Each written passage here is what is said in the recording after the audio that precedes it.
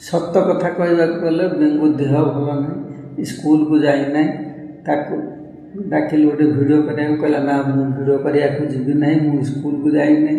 लोक खराब भाव कह स्कूल न जाकि से भिड कर देख तो देह भल ना बोलिकी जाई ना देह भल ना देह भल ना बोलिकी जाए ना से सबुदिन जाए कि देहटा भल ना आगे देहटा जगिवा तापर अलग जिनस को जीवा ना नहीं से